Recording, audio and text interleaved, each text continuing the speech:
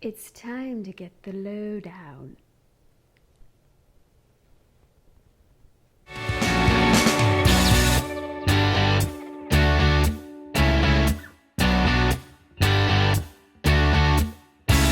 Would you just do? We are going to talk about the ice cream incident today.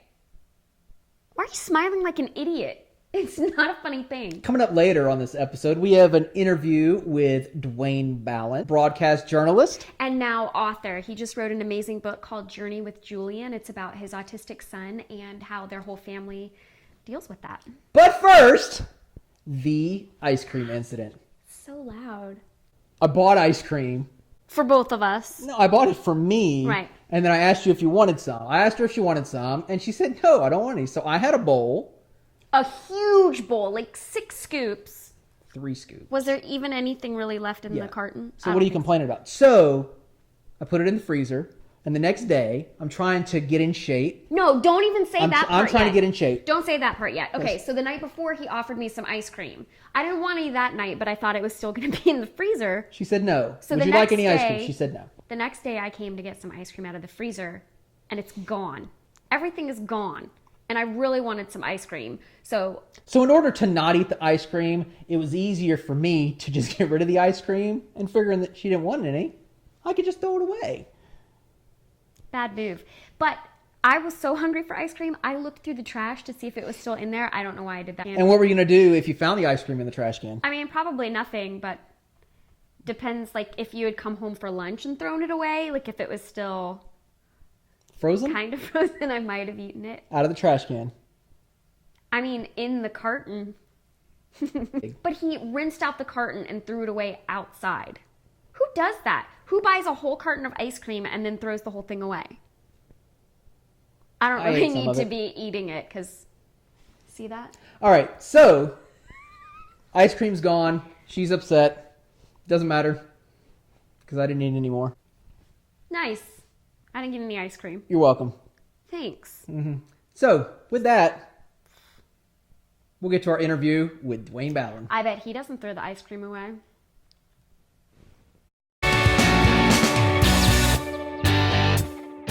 We'd like to welcome Dwayne Ballen, a broadcaster, he's now an author of book Journey with Julian, which we'll talk about in a minute. Sure. But first, we'd like to start out, how did you get into broadcasting and sportscasting? Is that what you always wanted to do? I started actually in high school.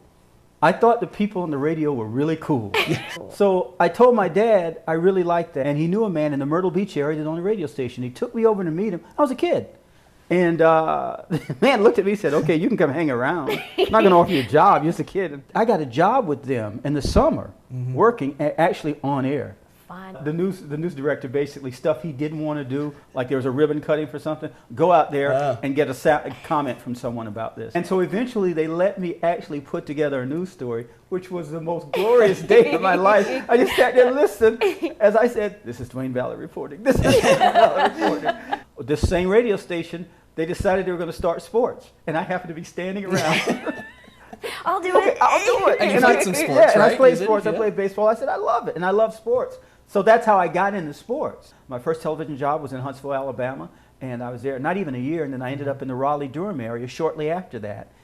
My first significant job at WTVD locally here, and I was there for 9 years and left there and went to the Golf Channel, and then since then have been at different networks. Through all of this, was there a public figure or a sportscaster that you kind of looked up to? Well, there were people you looked. I thought Peter Jennings was it. Yeah. I thought Peter Jennings in World News Tonight was that guy. He's cool.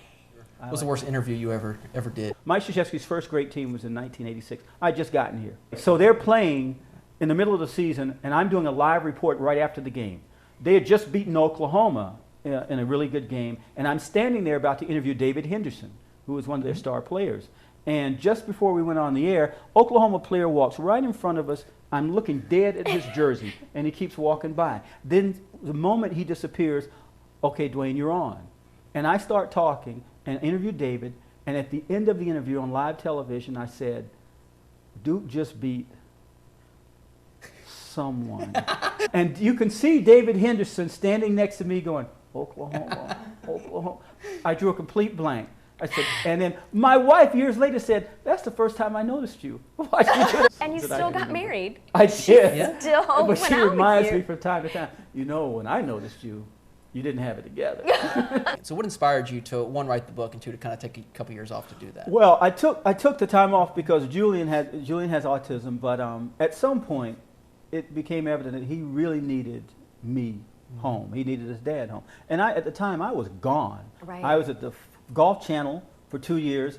I was there during the week. I just flew home on the weekends. That was it. And it turns out he really needed me with him all the time. I mean, we went through a lot of challenges with him.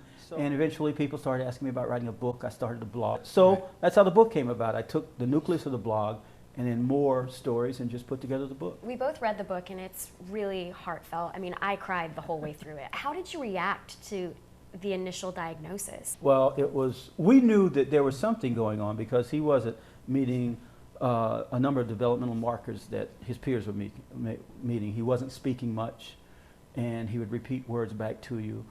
He tantrumed a lot. He did this pacing to self-stimulate himself and flapping his hands. So we knew something was going on. We didn't know what it was. And when we got the diagnosis of autism, the only thing we knew at the time, only thing I knew about autism was Dustin Hoffman and Rain Man. Right. I mean, that was it. Right. And so, it was hard at first. My wife was quick to rally and figure out what do we need to do to support him. It was a little harder for me, frankly, to accept it.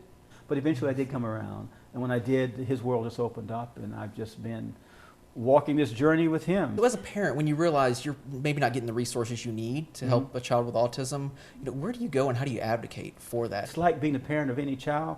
You've got to really be out front for your child and Right. a fierce advocate for your child. Figure out, first of all, what your child needs, because all children with autism are different. They all Right. have different needs. Find out what you can do to enhance their life, because it's going to be an ongoing thing. Right. I love the way that you've been so involved with him and finding ways for, you're a champion for Julian, but he's actually become a champion He for has. himself. It's all him. Yeah. What would you say is the one thing that Julian could teach us all about life? It's actually very simple.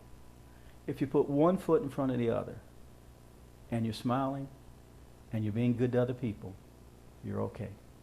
We should all live by that, shouldn't we? And Journey with Julian, where can You people can pick get up it the book online and at show the book? Amazon.com, published by Simon & Schuster. We hope people will pick it up and they will get something out of it for their journey. Yes. Thank you so Thank you much. very much for being on. Yeah. And that's the Lowdown on Dwayne Ballen.